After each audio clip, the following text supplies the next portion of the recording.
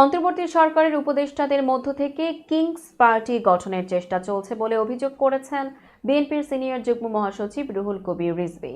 শুক্রবার সকালে বনানী কবরস্থানে আরাফাত রহমান কোকোর 10ম মৃত্যুবার্ষিকী উপলক্ষে কবর জিয়ারত শেষে তিনি এই অভিযোগ করেন। রিজভী বলেন, সরকারের ভেতর থেকে রাজনৈতিক দল গঠনের চেষ্টা চলছে, তাহলে মানুষ তো নিরপেক্ষতা নিয়ে প্রশ্ন তুলবেই। বিএনপির এই জ্যেষ্ঠ নেতা বলেন, এই সরকার বিভিন্ন প্রশাসনিক নিয়োগের ক্ষেত্রেও বিশেষ কোনো রাজনৈতিক দলকে প্রাধান্য দিচ্ছে। এগুলো ঠিক করতে হবে, না করলে অন্তর্বর্তী সরকার নিয়ে মানুষের ধারণা পাল্টে যাবে। কারণ বর্তমানে মানুষের ধারণা এটি একটি নিরপেক্ষ সরকার। এই সরকার অবাধ সুষ্ঠু নির্বাচন করবে, তার আগে যতটুকু সংস্কার দরকার করবে।